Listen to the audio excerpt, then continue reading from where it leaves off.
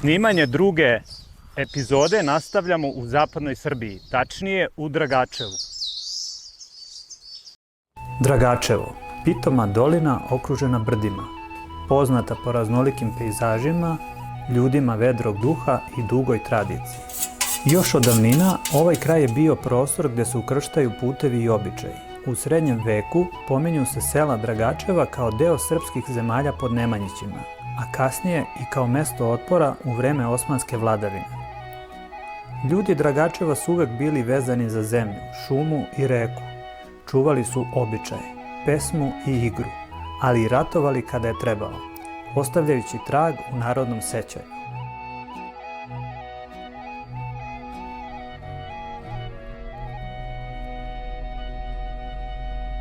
Priroda ima svoje zvuke, ali i svoje priče. U svakom selu, u svakoj dolini, krije se čovek koji u tišini stvara, ostavljajući tragove koji govore više od reči.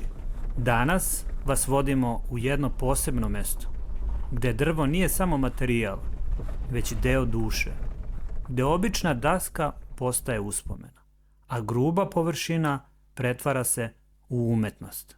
Njegove ruke znaju i težinu alata i nežnost četkice. Hej, domaćine! Ehe, Pomaže Bog! Bog ti pomogao.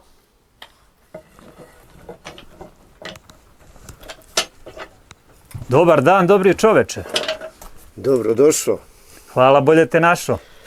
Mladene, kako ste? Poštovanje, eto, nije loše. Radno, Deljka. svaka čast.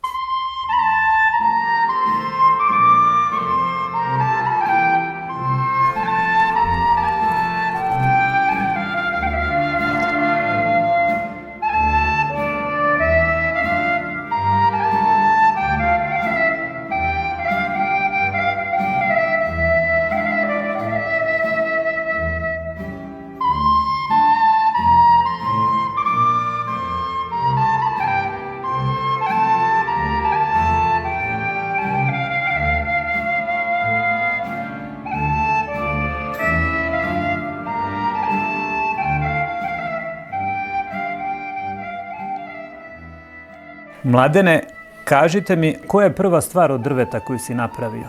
Da li se sećaš? Ne bi to mogao da tvrdim ono sada. Kažem šta sam prvo napravio. Uglavnom sam počeo sa oružjem. Pravio sam puške, mačeve, krao drvo tati iz radionice. Dečije igre, ili tako? Uhvatim neki dobar komad koji je on ostavio za nešto, odilio, a meni pogodan za to, pa mislim, malo bude grdnje, neka snaga ako ne pobegne, ali dobro, ali bio sam uporan. Sa čime se radilo? Bilo je nekih nožića, nekih? Pa tu je, ja još uvijek imam taj alat koji je još od mog pradede, tata je to nasledio, on je radio, bilo mi je dostupno sve sam ja smeo. Bilo je pravilo da se alat vrati na svoje mjesto odakle sam ga uzeo, što iskreno da kažem nisam baš uvijek radio dok sam bio klinac i mlad, dok je tata bio živ, pa on to pospremi. Sad moram sam. Da li je bilo packe zbog toga, nekog kritikovanja? Pa, bilo je, ali nije bilo tako strašno, mislim, nije bilo to toliko, verovatno je tata voleo da ja budem u radionici i ja sam voleo da budem s njim u radionici, koja je bila baš ovdje na ovom mjestu, to je ta tezga koja je iz 19. veka, pradedina, i radio sam ja tu lepo s njim, otko znam, nešto sam čečko, što sam mogao, uvek me privlačilo. Faktički ljubav prema drvetu se rodila od malih nogu, je li tako? Pa da, verovatno, kažemo, odrastao sam u stolarskoj radionici, tu mi je bilo glavno igralište. Mladene, kažite mi, odakle inspiracija za radove? Gde nalazite motiv za ove izuzetne stolice, za izuzetne daske, posudice razne, nameštaj? Vi se inače bavite i restauracijom starog nameštaja. Imali smo priliku da vidimo, dok ste gostovali u Pragu, vi ste tamo oslikavali restoran, jedan poznati srpski restoran u Pragu, je li tako? Da. oslikavali ste kredence, pravili ste te interesantne retro detalje, prirodne, koji opet negde su protkani sa vezom sa vašim zavičajem. Te motive smo mogli videti na tim starim kredencima. Kažite mi, odakle inspiracija za sve to?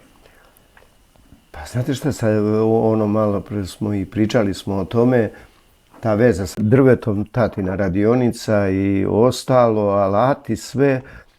Kažem, što smo pomenuli malo pre, odrastao sam u stolarskoj radionici, to mi je bilo igralište i sve, a onda neka ljubav prema životu na selu, prirodi, čisto šetnja kroz prirodu, pa onda... Uvek ste se vraćali zavičaju, je li tako? Da, svaki normalno, vaš odlazak u inostranstvo, uvek sam se vraćao. izložbe, Beograd.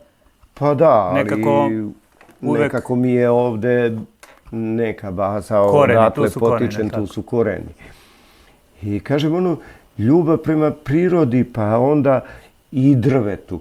I onda vidiš neko drvo koje je tako nekih zanimljivih oblika, pa onda vidiš da u stvari da tu postoji taj nogar koji ne moraš ni da kriviš mnogo, ni ništa, znači da izvučeš iz prirode. Priroda je sve dala, samo treba prepoznati, da znamo da iskoristimo. Mislim, da prepoznamo jednostavno. Da, zapravo i umetnost jeste svuda oko nas, samo ljudi poput vas imaju oko, imaju talenat, taj neki božji dar da prepoznaju. Priroda je najbolji umetnik. Da. Mislim, ja u stvari sve što radim preslikavam to što je priroda dala. Znači, to je sve isto korišćenje tih drveta malo dobro. To su neke, mora da se doradi da bi bilo tamo ovamo, jednostavno da ga skloniš sa kiše i vremenskih uslova, da bi opstalo i da bi bilo to što jeste. A drugo, isto inspiracija je u tim starim posudama, starim, burići, čankovi, karlice. Sve to nešto što su naši stari koristili pre, otkud znam, 1000 godina, mislim. To je to je i praktično i... I na neki način vi vašim radom vraćate dušu tim starim komadima nameštaja, starim alatima, rekli ste burićima. Još uvek koristim dosta tih alata koji su mi ostali od pradede. Znači, kao što rekoh malo pre, tezga iz 19. veka, sad ja ne znam tačnu godinu, znam kad je pradeda kupio tu tezgu i ona je ostala meni, čuvam je isto ti rendići, alati koji su meni u funkciji, ja ih čuvam, pazim, koristim i to je to. I trudim se, sve što radim, malo gotovo uopšte ne koristim te savremene mašine, šta znam, moderne alate, neke tamo abrihtere, jednostavno volim skoblu, dleto, sekiricu i... To se zapravo i može primetiti na vašim radovima, da je svaki taj komad nameštaja protkan tom nekom vašom energijom, vidi se ručni rad, vidi se da je u svaki komad uneto duše, uneto srca i zato to ima posebnu vrednost. Jeste, vjerojatno je to neka ljubav prema drvetu, isto se trudim, ne koristim, na primjer, prava retkost, na primjer, šta znam, metalne eksere, pogotovo me nerviraju ti šafovi, Svi spojevi su prirodni, je li tako? Spojevi su uglavnom prirodni sa klinovima i kako to već ide sada, ne objašnjam da ne ulazimo u detalje, mislim. Mladene, kažite mi koliko vremena je potrebno za jednu ovakvu dasku? Ovo je, pretpostavljam, daska za služenje, tako, za meze, za sir, za predjelo, možda bilo šta, mislim. Koliko vremena je potrebno da se izrezbari, da se uradi jedna ovakva daska? Kako ide sam proces? Pa sam proces, prvo se nađe drvo, seče se komad, pa se onda iscepa, osuši se. Traje. Sve tako redom, traje. Mislim, kad je dobro, to je, šta znam, cepanje, sušenje, to je neka procedura. Ako se krene na vreme, onda uvek imaš. Nekad ćeš seći drvo, cepati, staviti da se suši, a drugo koje su radit ćeš. Tako U svakom slučaju je proces, ne ide preko noći. Da, sigurno. Mladene, recimo ova posuda, za kakvu je ona namenu i koliko je potrebno da se ona izradi? Pa šta znam, ona je malo, zato što ima veću dubinu, to je u stvari karlica koja se kod nas koristila, žene tu su stavljali mleko da se napravi sir, kajmak i šta znam. U stvari kajmak uglavnom, pa se to posle procedura, da ne pričam o tome, nisam neki stručnjak, znam samo da konzumiram. I to je karlica. A sad, na primjer, ova konkretno može staviti bilo šta, može neka manja količina, sir, kajmak i bilo šta. Naš domaćin nam je predložio da ostatak dana provedemo u Hajdučkoj kolibi. Nismo se dugo dvoumili, predlog je rado prihvaćen, tako da prava avantura tek počinje.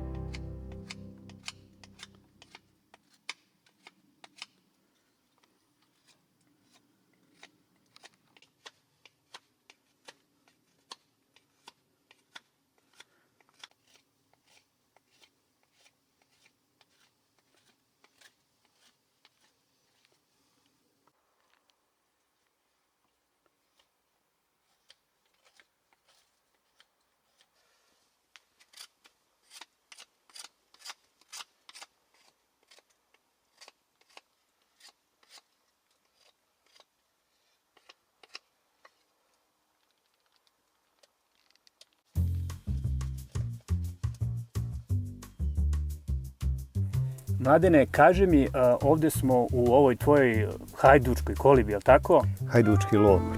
Hajdučki logor. Zaista je izuzetno. Stvarno si ovo skocka, onako da kažem, koristio si prirodne materijale koje si imao ovdje, je li tako?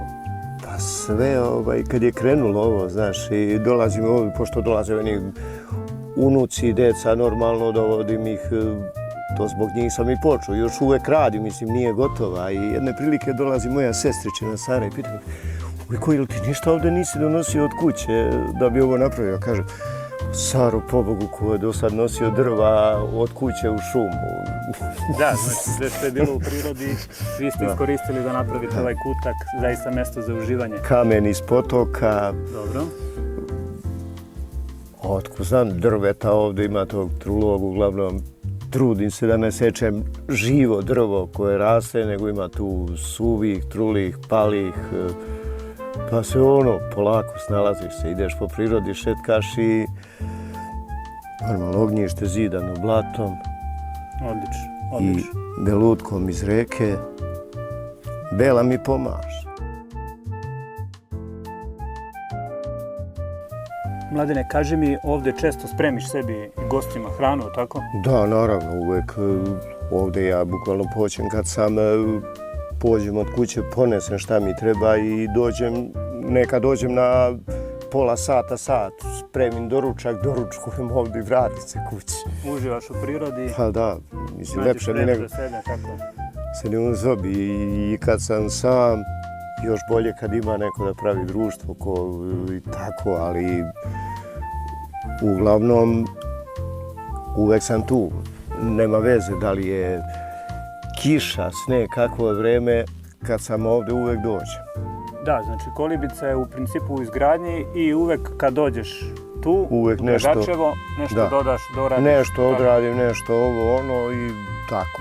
Uglavnom, uvek se tu uvek ima nešto da se doradi, da se promeni, da se našminka, da bude lepo. Jednostavno gledaš gde šta treba da ti bude. Bilo bi glupo sad da mi tiganj stoji dole, znači da idem da ga uzmem, nego kad mi treba, on je tu. Jasna stvar. U svakom slučaju gosti su oduševljeni kad dođu, Uglavnom pogotovo deca iz velikih gradova kad dođu ovde, za njih je ovo to je, znaš, uglavnom svima se sviđa.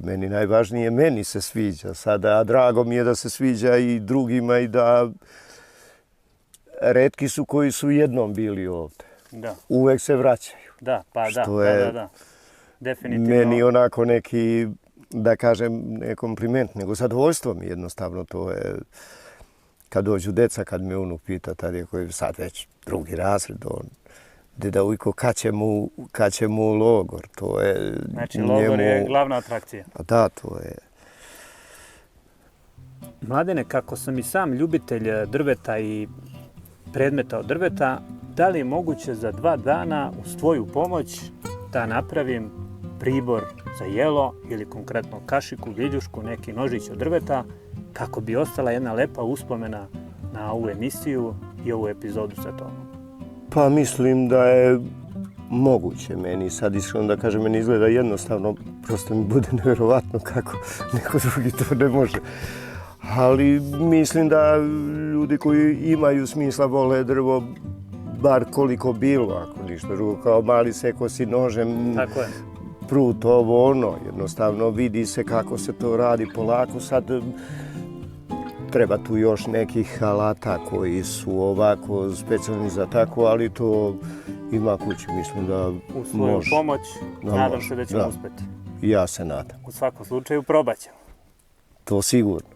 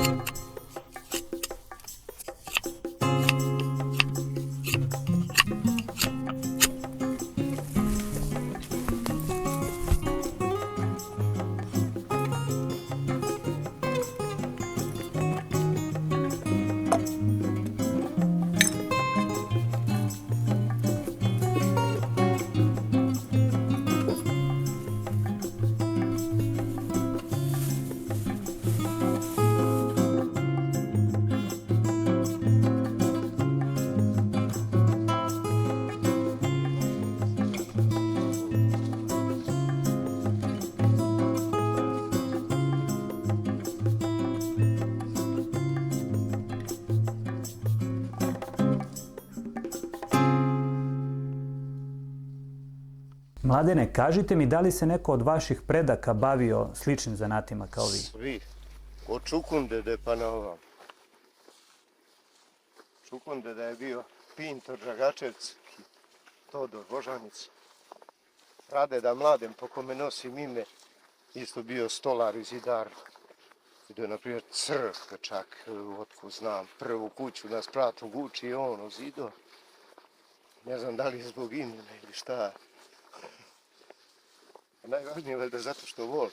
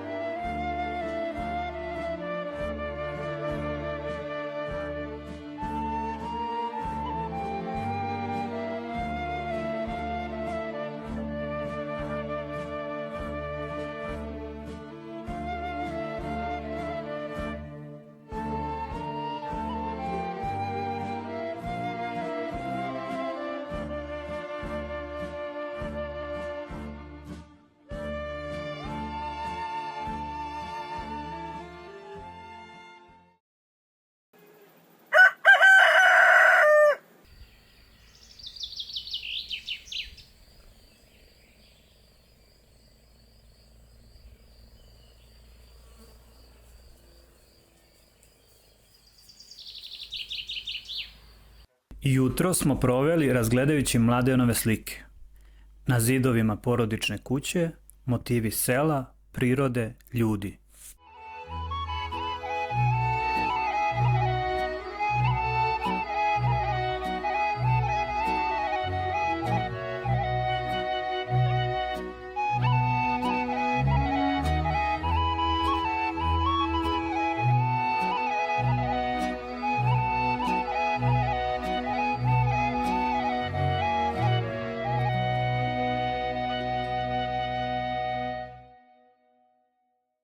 Mladene, kako ste počeli da slikate?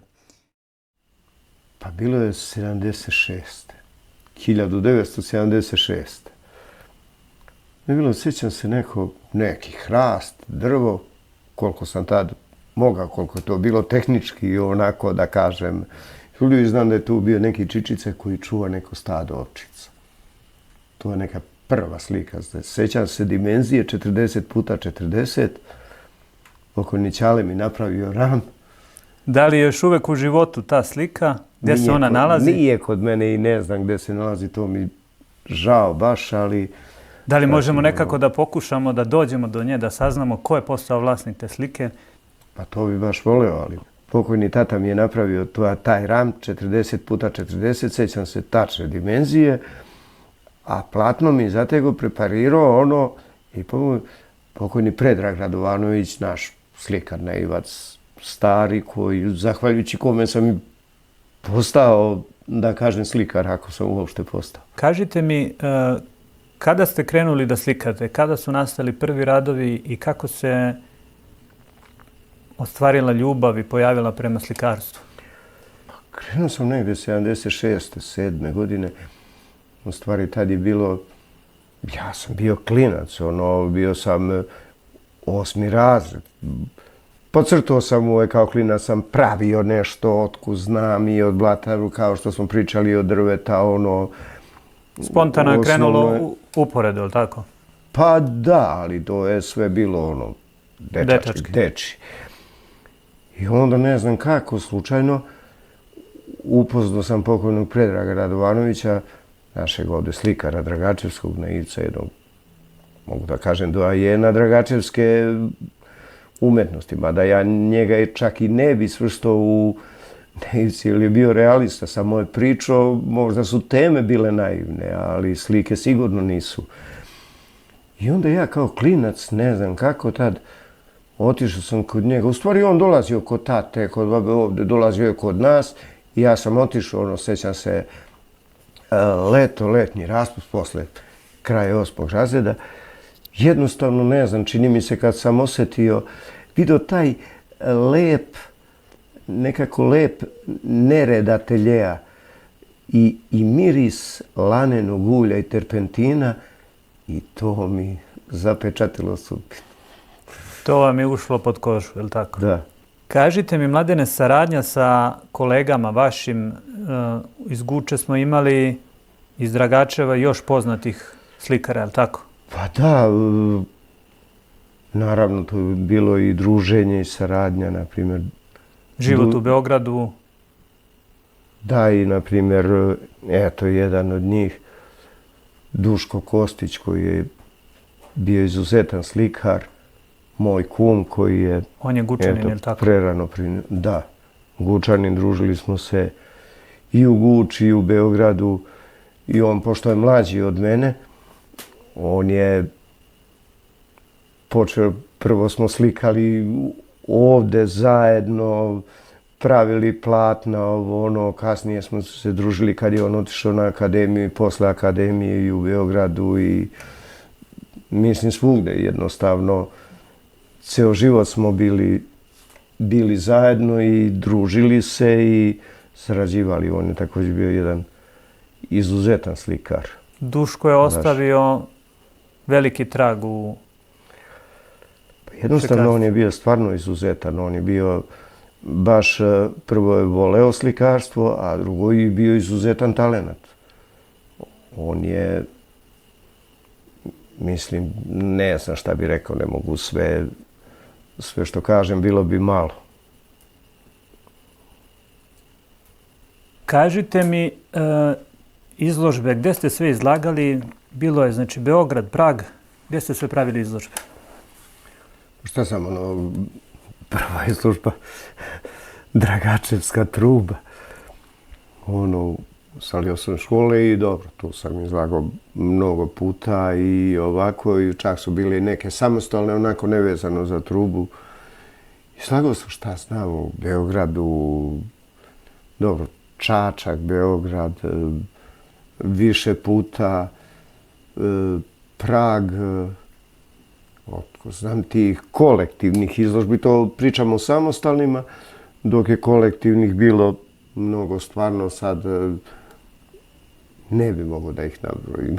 Baš bi mi bilo teško, mislim, ne mogu ni da se setim, sve kolonije, izložbe, to je sve nekako išlo posle, kad počneš spontano, događa se.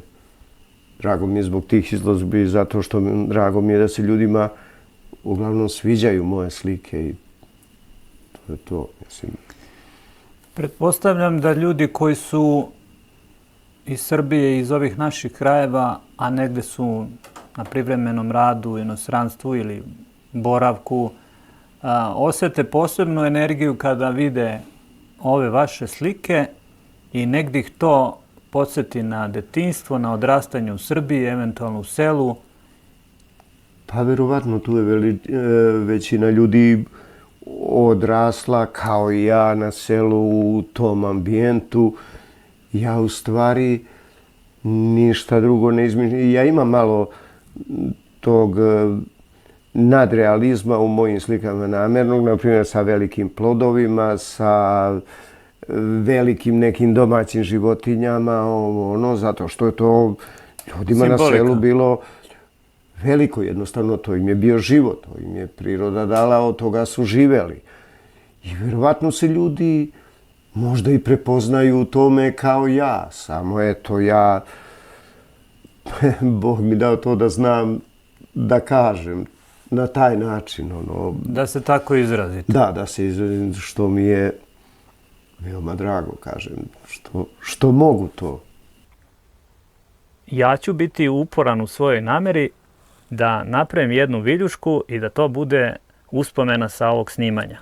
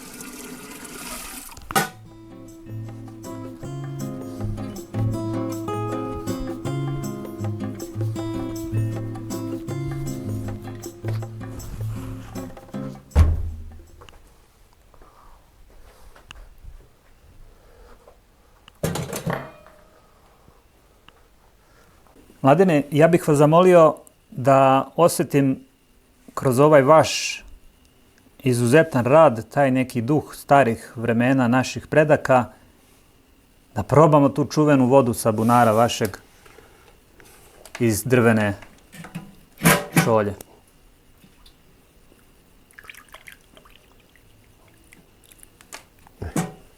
Izvolite. Hvala lepo.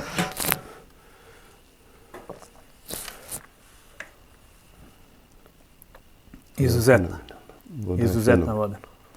Pa, verovatno je, koristi se bunar, je isto negdje iz 19. veka, znači uvek se ta voda koristila. Čak i nekad je, ja se sjećam iz scena kad sam bio klinac, mislim, selo je nosilo bunar, komšiluk, svi su dolazili tu, sjećam se tih strina, baba sa obramicom onom i sa kofama testija kad su dolazili da zahvataju vodu. I još uvek je dobro. Da, zaista izuzetno. Hvala vam puno za pomoć. Ja sam uspeo da napravim viljušku koja zaista izgleda izuzetno. Naravno da kažem, ovaj deo kad su pitanje ovi sitni detalji, to je većinom bila vaša, što kažu, pomoć i vi ste uspjeli ove sitne detalje da odradite. U svakom slučaju ostaće jedna lepa uspomena na ovo gostovanje i druženje sa vama. Zaista će biti jedan drag suvenir. Kažite mi, što se tiče drveta, imali ste još nešto da dodate? Kažem, to se drvo tako kada neko pokušava da napravi nešto, nekom uspe, nekom ne uspe. Meni uglavnom, hvala Bogu, uvek uspe, ali meni je najlepše što je rekao moj unuk Tadija za mene. On je pričao drugaru, moj deda Ujko zna sve da napravi od duruva, tako je on pričao. Duruva? Da. A on ga pita, pa je li kuću? Da, i kuću. Ali znaš kako to moj deda Ujko radi? On to radi kao da se igra. I on je dobro je to rekao. Dete je zapravo primetilo da vi kroz igru stvarate čuda. Verovatno zato kad radiš nešto s lakoćom, onda je to igra. Mladene, veliko hvala što ste bili naš domaćin ova 2 dana. Zaista smo uživali u izuzetnom ambijentu, u jednom prelepom selu. Hvala na dobroj hrani, na dobroj rakiji domaćoj, izuzetnoj vodi. Ja vam želim puno uspeha u daljem radu, u vašem stvaralaštvu i nadam se da se ponovo vidimo nekom prilikom. Hvala vama što ste me posjetili, što smo se družili ova 2 dana i meni je bilo lepo. Čast mi je. Naravno, ja se nadam da ćemo se viđati još. Tako da ste vi meni živi i zdravi, pa se vidimo opet. Živeli. Svako dobro.